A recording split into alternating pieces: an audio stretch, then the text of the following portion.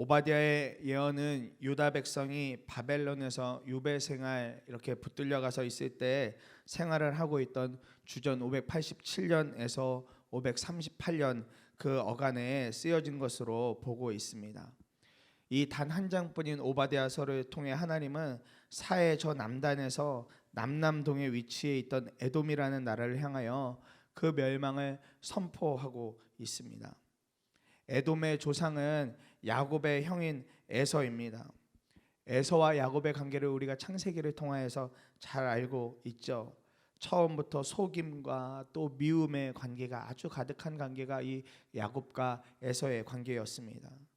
두 형제의 앙숙 관계가 계속 시간이 흘러가면서도 그 후손들까지도 계속 이어져 나가게 됩니다. 유다와 예루살렘이 바벨론에 의하여 멸망당했던 주전 587년에 에돔은 이 유다를 배신하고 약탈하기까지 하는데 기여를 하게 됩니다. 하나님은 오바댜를 통해서 이런 일을 행한 에돔을 심판하시고 이스라엘을 다시금 일으키시겠다고 하는 약속을 해주고 계십니다. 이 약속은 단순히 에돔을 향한 심판뿐만 아니라 하나님의 백성을 대적하는 모든 무리들을 향해서 하나님께서 그렇게 모든 열방과 무리들에게 에돔과 동일하게 해주시겠다는 그런 메시지를 전해주고 있습니다. 첫 번째로 기도하고 싶은 것은 악한 자에게 반드시 심판이 임한다는 것입니다. 하나님을 대적하는 자에게는 반드시 심판이 따른다는 것입니다. 15절과 16절에 내가 모든 민족을 심판할 주의 날이 다가온다. 내가 한 대로 당할 것이다. 내가 준 것을 내가 도로 받을 것이다. 너희가 내 거룩한 산에서 쓴 잔을 마셨다. 그러나 이제 온 세계 민족이 더욱더 쓴 잔을 마실 것이다. 마지막 한 방울까지 다 마시고 망하여 없어질 것이다 말씀하고 계십니다. 에돔이 유다를 배신하고 약탈할 때의 모습은 이방 민족과 다를 바가 전혀 없었습니다. 유다가 당하는 공격을 그냥 관망한 채로 구경만 하고 있었습니다. 더군다나 유다의 이런 어려움을 보면서 그들의 고난을 오히려 에돔은 기쁨으로 여겼습니다. 유다가 당하고 있는 어려움을 오히려 에돔은 더 큰 기쁨으로 여겼습니다. 심지어 유다 백성을 하나도 남기지 않고 다 이방인들에게 넘겨주기까지 하면서 그렇게 하나님 앞에 죄를 지은 민족이 바로 이 에돔이었습니다. 자신들은 높은 산 바위 틈에 있다고 생각해서 절대로 우리를 누구도 끌어내리지 못하고 누구도 우리를 이길 수 없을 것이다, 누구도 우리를 어렵게 하지 못할 것이다 라는 교만함까지 충만했었던 민족이었습니다. 하나님께서 바로 이런 에돔을 향하여서 이제는 심판하시겠다고 작정을 하신 것입니다. 에돔이 얼마나 패역하였었는지 하나님의 거룩한 산 시온산으로 알려져 있는데요, 여기서 승리의 잔을 들었다고 합니다. 형제라고 할 수 있는 유다의 멸망을 보면서 기뻐하는 에돔을 한번 여러분 상상해 보십시오. 형제가 당하는 고난과 슬픔을 보면서 기뻐하는 그들의 모습은 어떻게 본다면 정말 괴물스럽고 흉측해 보이는 모습일 것입니다. 정말 당황스럽고 말도 안 되는 일이죠. 하나님의 사람들이 당하는 고통을 보면서 기뻐하는 자들을 하나님이 반드시 심판하시겠다 약속하고 계십니다. 에돔을 향한 하나님의 심판을 묵상하면서 그렇다면 내 인생이, 우리의 삶이 어떻게 하나님 앞에 드려져야 될 것인가 계속 묵상해 나갈 때 우리 안에 진정한 용기가 필요하겠다는 생각이 들었습니다. 하나님의 심판, 그것이 두려워서가 아니라 온 세계 모든 민족을 흔들 수 있는 하나님을 더 분명하게 믿는 용기가 우리 안에 있어야 되겠다. 심판이 두려운 것이 아니라 하나님을 믿는 믿음이 정말 충만한 그런 용기가 필요하겠다라는 마음이 들었습니다. 그리고 그분 앞에 온전히 서 있는 용기가 필요하겠다라는 마음이 들었습니다. 악한 자는 반드시 하나님의 손에 심판과 멸망을 당하게 되어져 있습니다. 그렇다면 우리의 선택이 어떻게 되어야 되는가? 답이 나옵니다. 아주 단순해져야 합니다. 우리가 있을 자리가 심판과 멸망의 자리가 아니라 하나님께서 살리시고 지켜주시는 자리에 있어야겠다는 마음이 들었습니다.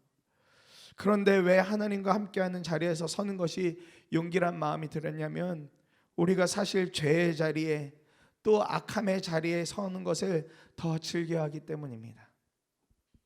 하나님 앞에 서기보다는 좀 더 편하고 우리 안에 죄라고 악이라고 말하는 그 자리에 서는 것을 즐겨하고 더 편해하는 우리의 모습을 보았기 때문에 그렇습니다. 우리나라 속담 중에 아주 재밌는 속담이 하나 있죠. 사촌이 땅을 사면 배가 아프다라는 그런 속담 우리가 잘 알고 있습니다. 아주 지극히 인간의 속내를 표현해 주는 말입니다. 그만큼 우리 인간이 가진 악한 본성을 표현해 주는 말이기도 합니다. 가족이, 사촌이 땅을 사면 기뻐해주고 즐거워해줘야 되는 것이 마땅한 일임에도 불구하고 우리는 그런 것들 보면 마음이 꼬이고 배가 아프고 힘겨울 때가 있잖아요. 여러분은 혹시 이 에돔과 같은 마음을 품어보신 적이 없으십니까? 오랫동안 묵혀왔던 어그러진 관계로 인해서 상대방이 당하는 어려움을 보면서 와, 통쾌하다, 잘됐다라는 생각을 가져보신 적 없으세요? 혹시 직장에서 불편한 관계에 있는 어떤 사람이 당하는 어려움을 보면서 정말 나의 즐거움으로 여겨보셨던 적은 없으십니까?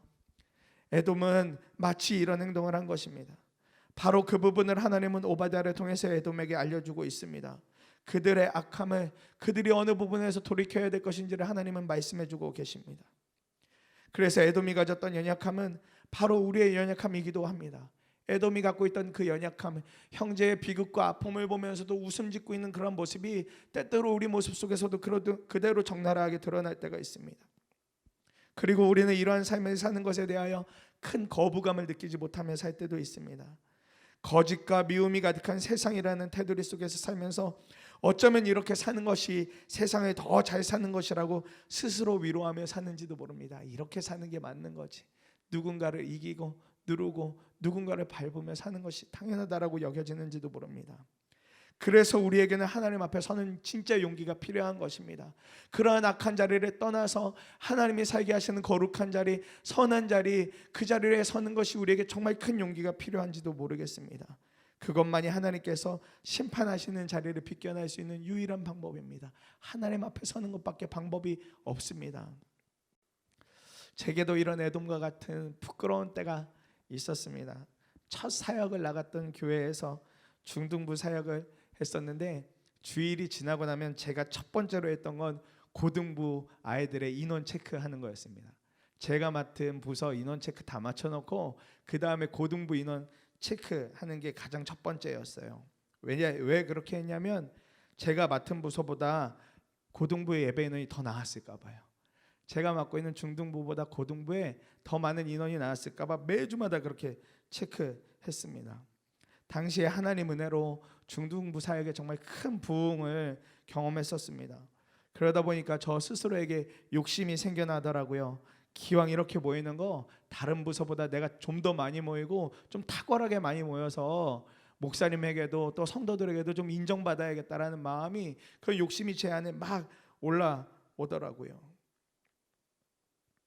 중등부를 맡는 동안 2명의 고등부 전도사님들이 지나갔는데 그때마다 관계적으로는 전도사님들과 아주 좋은 관계를 맺었습니다. 그런데 예배 인원이나 사역에 대해서는 절대 뒤처지지 않으려고 아무튼 이를 악물고 그렇게 이분들 뭐 마음이나 생각 상관없이 그렇게 사역을 했었습니다. 늘 예배 인원이 고등부보다 월등히 많은 것 보면 그게 그냥 기쁨이었어요. 사람 숫자 많은 거 보고 중등부의 고등부보다 훨씬 많이 나온 걸 보고 그게 제 안에는 그냥 그게 기쁨이었습니다. 그리고 가끔 인원을 확인하시는 담임 목사님께서 중고등부를 비교할 때면, 중등부와 고등부를 비교할 때면 제 교만이 얼마나 하늘을 찔렀는가 모릅니다. 늘 그런 날이면 고등부 전도사님은 혼이 났거든요. 왜 중등부는 부흥하는데 고등부는 늘 정체되어 있냐. 그러면 그게 제 안에 얼마나 기쁨이었는지 모릅니다. 그게 마치 다 승리한 것처럼, 그게 정말 제대로 제가 목회를 하고 있는 것처럼 그렇게 큰 기쁨으로만 여겼었습니다. 그렇게 중등부 높여주시면 그게 꼭 저 높여주는 것처럼 그렇게 제 마음에 다가오면서 얼마나 즐거웠는지 모릅니다. 저는 혼나거나 잔소리도 듣지 않고 고등부 전도사님들 혼나는 거 보면서 은근히 제 속에서 계속 웃음이 일어나는 것을 보게 되었습니다. 그런데 거기서 끝이더라고요. 거기서 끝이 났습니다. 제가 그분들보다 속은 아주 병들어 있는 사람이었더라고요. 그분들보다 아주 속은 병들고 아픈 상태였습니다. 인정받는 거 바라다가 사역의 모든 부분에 병이 걸렸던 것입니다. 그러니 제 삶이 완전히 뒤죽박죽되고 개인적으로는 심판과도 같은 일을 경험하고 다시 주님과의 관계를 새롭게 세워나가는데 한참이나 걸렸던 기억이 있습니다. 전도사로 첫 사역 나갔을 때 10년이 훨씬 넘는 그때 경험했던 제 첫 사역의 경험이었습니다. 그러면서 어떻게 죄의 자리를 벗어나서 하나님의 자리로 다시 갈 수 있을까 두려웠습니다. 다시 사역할 수 있을까? 다시 회복될 수 있을까? 겨우겨우 용기를 내서 하나님 앞에 나아가는데 정말 하나님께 감사하게도 그 후에 조금씩 저를 바꿔나가시고 하나님의 종으로 살아갈 수 있도록 바꿔주시는 것을 경험할 수 있었습니다. 우리에게 용기가 필요합니다. 죄를 알고 죄를 깨닫고 다시 하나님 앞에 나아가는 용기도 필요하고, 애초에 그 죄의 자리를 벗어나며 살기 원하는 용기가 우리에게는 정말 필요한 것입니다. 에돔은 유다가 멸망당하고 있을 때 자신들은 그 멸망을 비껴나가고 승승장구할 것이라고 착각을 했을 것입니다. 그러나 하나님은 에돔의 그런 모습을 다 기억하고 계셨어요. 에돔이 행했던 그 일들을 하나님은 다 기억하고 계셨습니다. 하나님의 눈을 피할 길이 전혀 없는 것입니다. 그리고 그들이 한 행동 그대로 하나님은 그대로 심판하시겠다고 말씀하고 계십니다. 오늘 우리 삶에도 크고 작게 이런 불순한 마음들이 들어옵니다. 큰 유혹으로 들어오지 않고 아주 작은 모양으로 들어와서 우리의 마음을 흔들어 놓습니다. 그때 우리가 빨리 정신을 차려야 합니다.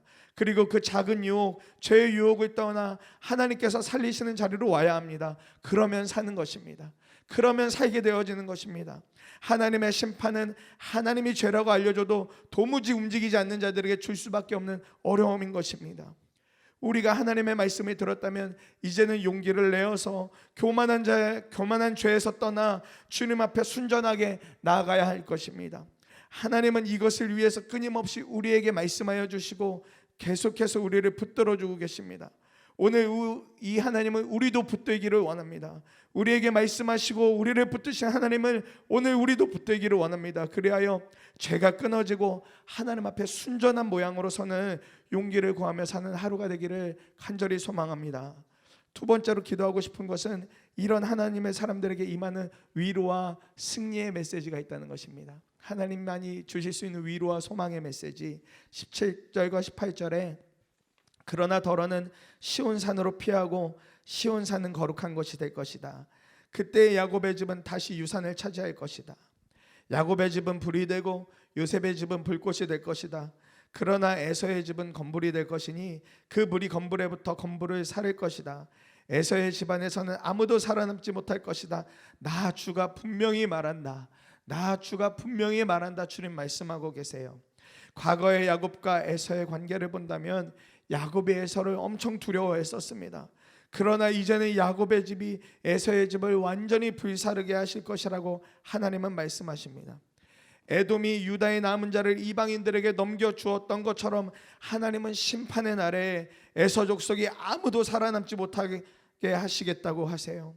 행위대로 갚아주신 하나님의 원리가 그대로 드러나고 있습니다. 멸망당하고 힘겨웠던 이스라엘에 하나님이 주시는 위로는 다시금 그들의 땅으로 돌아오고 거기서 완전한 승리를 주시겠다는 약속이었습니다. 힘을 잃어버린 사람들에게 하나님의 승리 약속은 그 어느 위로보다 큰 위로가 되죠. 모든 것을 다 잃은 것 같고 이제는 다 포기해야 될 것 같은 그 순간에 하나님이 분명한 음성으로 위로를 주신다면 그것보다 큰 희망은 없습니다. 우리가 이 아침에 이 하나님의 말씀을 약속의 말씀으로 붙들기를 원합니다. 우리가 믿음 생활을 하다 보면 낙심도 되고 또 속이 상하고 힘이 들 때가 있죠. 아무것도 남지 않은 것 같은 어려움을 마주할 때가 있습니다. 다 빼앗긴 것 같아서 속이 뒤집어질 때도 있습니다. 그런데 언제 우리가 다시 일어날 수 있겠습니까? 소망의 말씀을 붙들면 살게 되죠. 하나님이 주시는 소망의 말씀, 승리의 말씀을 나의 것으로 순전히 받아들이면 그때부터 다시 일어설 힘이 우리 안에 부어지게 됩니다. 오늘 이스라엘에게도 주님은 말씀하세요. 야곱의 집이 다시 유산을 차지하게 될 것이고 악한 에서 집안은 아무도 살아남지 못할 것이다. 내가 분명하게 이야기하고 있어. 내가 분명하게 이야기하고 있어. 이렇게 주님이 말씀해 주세요. 이 말씀이 오늘 우리에게도 통렬하게 주시는 하나님의 위로입니다. 어려움 가운데 있으십니까? 환난 가운데 있으십니까? 하나님이 다시 일으키시겠다고 분명하게 그 주님이 약속하고 말씀해 주고 계십니다. 아무리 우리 주변에 악하고 소망 없는 일로 가득한 것 같아도 가정과 직장의 살림이 좋아지는 것이 아니라 더 위축되어지는 것 같아도 하나님은 낙심하지 말라고 말씀하세요. 좌절하지 말라고 말씀하세요. 우리가 이 땅에서 고난과 어려움이 있을지라도 하나님은 반드시 그 하나님의 사람들을 보호하시며 지켜주시며 구원의 약속을 지켜주시겠다, 그렇게 우리에게 약속해 주십니다. 그 약속의 증거가 누구이겠습니까? 우리 안에 계시는 예수 그리스도이지 않습니까? 날마다 우리와 동행하시는 분, 날마다 우리의 삶을 붙들어 주시는 분, 그 예수 그리스도가 분명한 증거가 되십니다.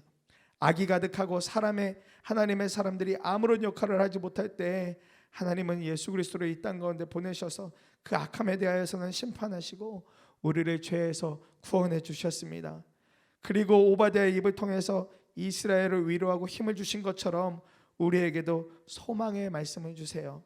우리와 늘 함께 하시겠다고요. 반드시 그 주님이 이 땅 가운데 다시 오시겠다고 그렇게 우리에게 약속해 주십니다. 이것이 복음인 것입니다. 주님이 우리와 날마다 함께 하시고 반드시 이 땅 가운데 다시 오시겠다 약속하시는 그 예수 그리스도의 말씀, 그것이 복음이며 우리 삶의 가장 큰 위로이지 않겠습니까? 높은 뜰 덕소교회 담임하시는 오대식 목사님, 어머니께서 17년 동안 병환으로 그렇게 고생을 하셨대요. 아들로서, 자녀로서 그런 어머니를 모시고 또 바라보는 것이 얼마나 마음이 힘들고 어려웠겠습니까? 삶의 무게도 만만치 않게 다가오고 때때로 그 일들을 감당하는 게 버거울 정도로 그렇게 어려우셨답니다. 그럴 때마다 목사님이 간절한 마음으로 이 문제를 좀 해결해 달라고 그렇게 날마다 기도하셨대요. 이 문제만 사라지면 정말 살 것 같아서, 어머니의 병환의 문제만 잘 하나님이 치유하고 회복시켜 주시면 그러면 그냥 살 것 같아서 그렇게 날마다 간절하게 기도하셨답니다. 그런데 하나님이 간단하게 해결해 주시지 않더래요. 그 기간이 무려 17년 동안이나 그렇게 간 것입니다. 마치 야곱이 야복강에서 천사와 기진맥진해서 씨름을 하던 모양으로 그렇게 긴 시간을 보내면서 마음의 상처가 되시더랍니다. 하나님 내 기도를 안 들어주시는 건가? 하나님이 이렇게 매일같이 기도하는데 왜 우리 어머니의 병환이 이렇게 좋아지는 것도 또 어떻게 달라지는 것도 없이 계속 이렇게 같은 모습의 반복이실까? 그러면서 낙심되고 상처가 되시더랍니다. 그런데 어느 날 기도하는데 하나님이 깨닫게 해주시더래요. 그 오랜 시간 문제라고 여겼던 것이 문제가 아니라 오히려 너에게 천사와 같은 역할을 한 것이라고, 그것 때문에 기도한 것 아니냐고, 17년 동안 끊임없이 나를 찾고 또 찾았던 것 아니냐고 그렇게 하나님이 말씀해 주시는데, 그 말씀 듣는데 마음이 완전히 다 녹으시더랍니다. 그렇게 큰 위로가 되고 소망이 되시더랍니다. 이전에 상처라고 여겼던 일이 축복으로 다가오시더랍니다. 오늘 우리도 이와 같습니다. 이스라엘이 절망 중이었지만 하나님은 이스라엘의 대적자들을 심판하시고 다시금 이스라엘을 이전의 모양으로 돌려놓으시겠다고 약속하셨어요. 정말 어려운 순간에 살던 이스라엘에게는 이보다 더 큰 위로의 약속은 없는 것이죠. 오늘 우리 안에 계시는 주님도 동일하게 우리에게 말씀하십니다. 우리가 하나님의 말씀을 붙들고 하나님을 바라볼 때 하나님께서 우리 삶에 힘들고 고통스럽고 어려운 순간들을 주님과 함께 이기게 하실 줄 믿습니다. 문제가 아니라 축복으로 여기게 해주시는 믿음의 눈을 열어주실 줄 믿습니다. 그로 인하여 하나님의 사람들에게 완전한 승리, 완전한 소망, 완전한 위로를 주님이 부어주실 것입니다. 말씀을 마무리합니다. 하나님을 찾는 자가 살게 되어져 있습니다. 하나님을 찾는 자가 살게 되어져 있습니다.